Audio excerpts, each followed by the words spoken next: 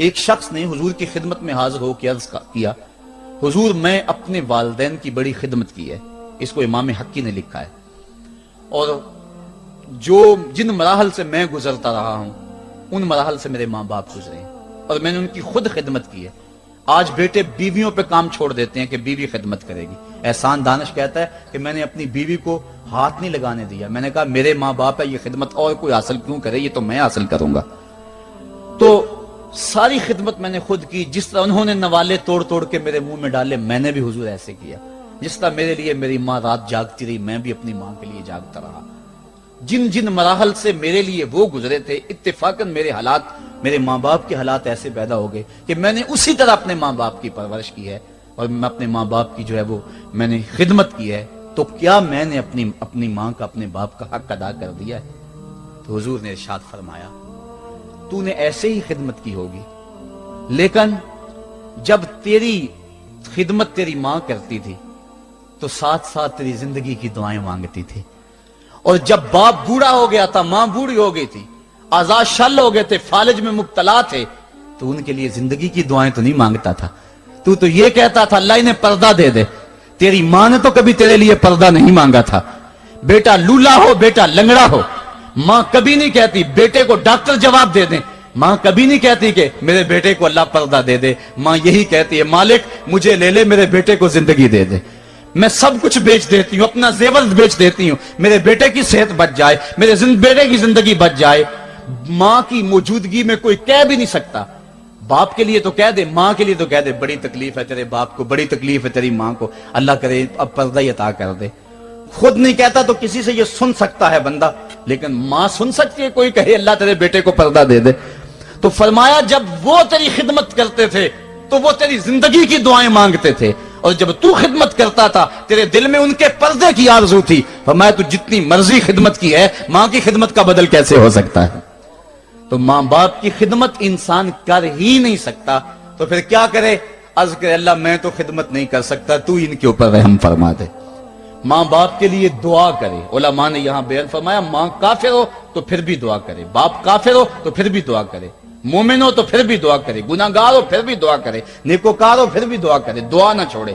حضرت ابو ہریرہ رضی اللہ تعالیٰ عنہ فرماتے ہیں میری ماں کافرہ تھی اور میں حضور کا غلام، اور ماں ہر وقت اپنی دھن میں اور میں اپنی دھن میں ہوں. حضرت ابو ہریرہ کے بھائی کوئی نہیں ہے، باپ فوت ہو گئے ہیں، بہن کوئی نہیں ہے، ابھی شادی بھی نہیں ہوئی، دنیا پہ رشتے کوئی نہیں سوائے ماں کے. گھر آتے ہیں تو ماں سے بات کرنی ہوتی ہے، جو سن کے آتے ہیں ماں سے وہ دکھ کھولنا ہوتا ہے، بات کرنی ہوتی ہے، حضور کی باتیں سنانی ہوتی ہیں. لیکن ماں ہے اتفاق سے کافرہ ہے، حضور کی بات وہ سننا گوارا نہیں کرتی. حضرت ابو ہریرہ کو اور بات آتی کوئی نہیں، وہ تو کرتے ہی حضور کی باتیں. ایک دن حضور کی بات چھیڑی، ماں کی زبان سے کوئی جملہ ایسا نکلا جو سخت تھا، گوارا نہ ہوا، چھوڑ دیا گھر کو. ماں تیری عظمت کو سلام، لیکن رسول اللہ کے مقابلے میں تیری کوئی شان نہیں ہے. گھر سے نکلے، لیکن نکلے تو پاؤں ڈگمگا رہے تھے کہ دنیا پہ ایک ہی رشتہ تھا وہ بھی جاتا رہا. چند قدم چلے تو دل میں خیال آیا سارے دکھوں کا جو مداوا کرتا ہے مصطفیٰ کی بارگاہ میں یہ دکھڑا کیوں نہ بیان کر دو. دریائے رحمت جوش میں تھا، وہ دلوں کی حالتیں بوجھ لینے والے آقا نے پوچھا ابو ہریرہ کیا ہے؟ عرض کی حضور میری ماں کی ہدایت کے لیے دعا کر دو. یہ کہا اور پھوٹ پھوٹ کے رونے لگے. حضور نے فوراً ہاتھ اٹھا دیے اور مسلم کے لفظ ہیں اللہ مہد ام ابی ہریرہ تا، اے اللہ ابو ہریرہ کی ماں کو ہدایت عطا کر دے. بس یہ بات سنی حضرت ابو ہریرہ کا چہرہ کھل اٹھا، اپنے گھر کو دوڑ لگا دی.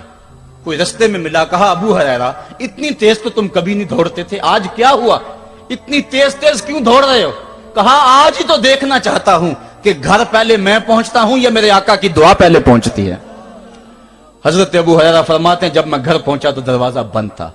میں نے دستک دی، اندر سے آواز آئی بیٹا ٹھہرو میں آتی ہوں. کہا اس لہجے کو جان گیا، اس میں محمد کی بولی بول رہی ہے. کہا تھوڑی دیر کے بعد میری ماں آئی، تازہ غسل کی وجہ سے اس کے بالوں سے پانی کے قطرے ٹپک رہے تھے، اور میری ماں زنجیر کھول رہی تھی، اس کے لبوں پہ شہادت کا کلمہ جاری تھا. تو والدین کے لیے مغفرت کی دعا کرتے رہیں، والدین کی بخشش کی دعا کرتے رہیں. والدین جب دنیا پہ ہوتے ہیں تو اللہ کی رحمت کا گھنا سایہ ہوتے ہیں، لیکن جب دنیا سے چلے جاتے ہیں ان کی قبر سے بھی فیض ملتا ہے اور سکون اور طمانینت ملتی ہے. والدین فوت ہو جائیں تو ان کے حق ختم نہیں ہو جاتے. بلکہ حدیث میں آتا ہے 4 حق ایسے ہیں والدین کے جو مرنے کے بعد بھی اولاد کے ذمہ باقی رہتے ہیں۔ الصلاۃ، ان کے اوپر نماز جنازہ پڑھی جائے۔ دوسرا حق الاستغفار لہم، ان کے لیے بخشش کی دعا کرتے رہی جائے، مسلسل دعا کی جائے بخشش کی ان کے لیے۔ اور ایک روایت میں نے پڑھا ہے اگر کوئی بندہ اس کے والدین حالت ناراضگی میں فوت ہو گئے، والدین ناراض تھے، موقع نہ مل سکا منانے کو اور والدین فوت ہو گئے، تو حدیث میں آتا ہے کہ وہ کثرت کے ساتھ، ایک تو اپنی خالہ کے ساتھ، ماں اگر فوت ہوئی ہے تو باپ ہوئی ہے تو باپ کے بھائیوں کے ساتھ اس نے سلوک کرے، باپ خوش ہوگا۔ دوسرا کثرت کے ساتھ اپنے والد کے لیے استغفار، والدہ کے لیے استغفار کرتا رہے۔ جب کثرت سے استغفار ہوتا رہے گا تو اس کے والدین راضی ہوں گے، اللہ اس کے گناہ کو معاف فرما دے گا۔ دوسرا حق والدین کا یہ ہے استغفار لہم، ان کے لیے بخشش کی دعا کی جائے، حدیث میں آتے ہیں۔ تیسرا حق بر الاصدقاء، ماں کی سہیلیوں، بہنوں اور رشتہ داروں کے ساتھ، اور باپ کے دوستوں، بھائیوں اور رشتہ داروں کے ساتھ اس نے سلوک کیا جائے۔ اور چوتھا حق انجاز الوعد، وعدوں کو پورا کرنا، یعنی ماں نے یا باپ نے جو وعدے کیے ہوئے تھے، مسجد سے کوئی وعدہ تھا، مدرسے سے وعدہ تھا، کسی فلاحی تنظیم سے وعدہ تھا، کسی غریب سے اعانت کا وعدہ تھا، یا ان کا معمول تھا اعانت کرنے کا، تو جو ان کے معمولات ہیں اچھائی کے، ان کو جاری رکھا جائے اور اس سلسلے کو باقی رکھا جائے۔ تو یہ 4 حق ایسے ہیں جو والدین کے مرنے کے بعد بھی اولاد کے ذمے باقی رہتے ہیں۔ اللہ کے حبیب صلی اللہ علیہ وسلم کے والد اس وقت انتقال کر گئے تھے جب حضور شکم مادر میں تھے، والدہ اس وقت انتقال کر گئی جب عمر 6 سال تھی۔ ابوا کی ریت کے ٹیلے ہیں، مدینہ المنورہ سے واپسی ہے، حضرت آمنہ، حضرت ام ایمن اور حضور، 3 نفوس پہ مشتمل یہ قافلہ ہے، 2 اونٹ ہیں۔ حضرت آمنہ کو بخار ہو گیا، جان گئی کہ یہ میرا بخار جان لیوا ثابت ہوگا۔ ام ایمن کو بلایا، حضور کا ہاتھ پکڑ کے ان کے ہاتھ میں دیتے ہوئے کہا، ام ایمن میرے اس بیٹے کو بحفاظت امیر قریش عبد المطلب تک پہنچا دینا۔ اور پھر اپنے بیٹے کو پاس بٹھایا، سر پہ ہاتھ رکھا، پیار کرنا چاہا اور کوئی باتیں کرنا چاہیں، لیکن ضبط کے سارے پیمانے ٹوٹ گئے، آنکھوں سے آنسو نکلنے لگے۔ بیوہ ماں نے جب اپنے در یتیم کے سر پہ ہاتھ رکھا تو پھر عرب کی ریت کے ذرے بھی رونے لگے۔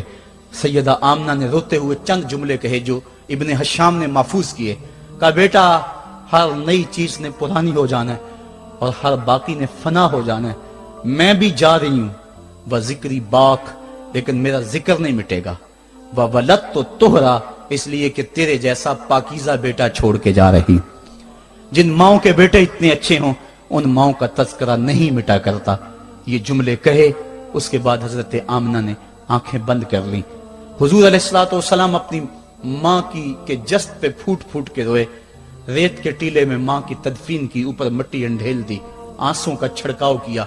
آج ہو بھی کیا سکتا تھا، مدینہ تو رسول میں حضور کی والدہ فوت ہوتی تو آقا کریم کے لیے، ماں کے لیے کتنے صحابہ جنازے میں آتے، کتنے لوگوں کا ہجوم ہوتا، جنت سے فرشتے بھی پھول لے کر آتے، لیکن آج نہ کوئی جنازے میں شامل ہے۔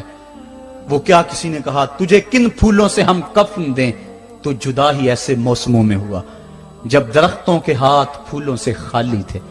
حضور آنسوؤں کا چھڑکاؤ کیا اور ام ایمن کے ساتھ چمٹ کے بیٹھ گئے، اور حضرت ام ایمن نے جناب عبد المطلب تک پہنچایا، اور 8 سال کی عمر تھی کہ عبد المطلب رضی اللہ تعالیٰ عنہ کا بھی انتقال ہو گیا۔ ابن حشام نے لکھا ہے جب امیر قریش کا جنازہ اٹھا تو پورا مکہ امڈ آیا، اور ایک بچہ تھا جس کی عمر 8 سال ہوگی، وہ کبھی اس دیوار سے لگ کے روتا تھا، کبھی اس دیوار کے ساتھ لگ کے روتا تھا۔ پھر شاب ابی طالب کی سختیاں بھی جھیلی، عام الحزن کا غم بھی کاٹا، طائف کے بازاروں میں پتھر بھی کھائے، پتے کھا کھا کے بھی گزر اوقات ہوا، مکے کے بازاروں میں اوجریاں بھی ڈالی جاتی رہیں، کھدے ہوئے گڑوں کا سامنا بھی کیا، بچھے ہوئے کانٹوں سے بھی گزرنا پڑا۔ لیکن آج وہ وقت ہے کہ اللہ نے حکم صادر کر دیا، پتھر مارنے والے سن لیں، کانٹے بچھانے والے سن لیں، راہ میں گڑے کھودنے والے سن لیں، میرے نبی کی آواز سے اب تو آواز بھی اونچی نہ ہونے پائے۔ عمر کا سرمایہ ضائع کر دوں گا، تمہارے نامہ اعمال میں ایک نیکی بھی نہیں رہے گی۔ اگر نبی سے ملنا چاہتے ہو ڈائریکٹ نہ آ جاؤ، پہلے گھر جاؤ، پھر کوئی چیز لو، پھر بازار جاؤ، کوئی فقیر ڈھونڈو، اس کو صدقہ کرو، پھر میرے نبی کی چوکھٹ پہ آؤ، تمہیں پتا چلے کس چوکھٹ پہ آ رہے ہیں۔ ادب کے ضابطے سکھائے، خبردار नबी के दरवाजे पे ऊंची आवाजें ना लगाना, बल्कि नबी की चौखट पे आके बैठ जाओ। नबी अपनी मर्जी से आए तो अपने दिल की हाजत कह लो।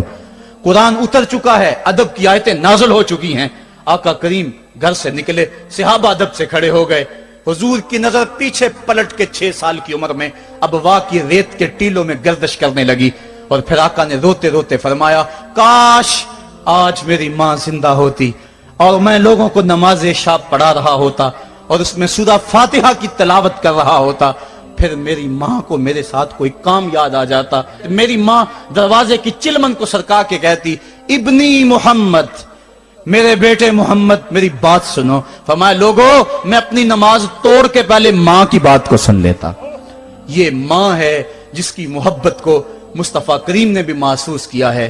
ऊंची मसनदों पे बैठने का वो मजा नहीं जो माँ के कदमों में बैठने का मजा है।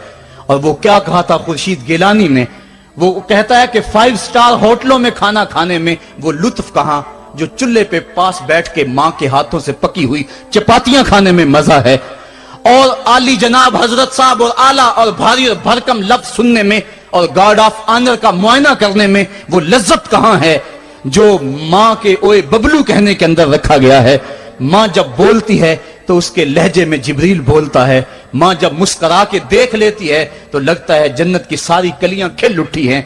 एक शख्स ने सेने हरम में अपनी माँ को अपने कंधों पे सवार करा के तवाफ करवाया और फिर हुजूर की खिदमत के पास में हाजिर हुआ। अर्ज की, हुजूर मैंने क्या अपनी माँ का हक अदा कर दिया है? कहा, तू तो उसकी एक मुस्कुराहट का बदल नहीं दे सका। माँ के बेअदब हाथ जोड़ के माँ से माफी मांग ले, बाप के गुस्ताख हाथ जोड़ के बाप से माफी मांग ले। ये सरमाया जिंदगी में नहीं मिलेगा। अमूमन कदर नेमत जवाले नेमत के बाद होती है। आओ माँ बाप की कदर को पहचाने और अल्लाह की रहमतों को लूटें। अल्लामा इकबाल की जब वालदा फौत हुई तो वो फूट फूट के रोए। जवान होने के बावजूद उनकी आंखों से आंसू नहीं थमते थे और फिर रोते रोते कहते थे, वतन में होगा अब किसको मेरा इंतजार, कौन मेरा खत ना आने से रहेगा बेकरार। आरज़ू लेके तेरी खाक के तुरबत पे आऊंगा, अब दुआए नीम शब में किसको मैं याद आऊंगा। कौन पिछले पहर उठ के दुआ करेगा, माँ ही दुआ करती है। माँ के जब हाथ उठ जाते हैं तो इजाबत के सारे दरवाजे खुल जाते हैं।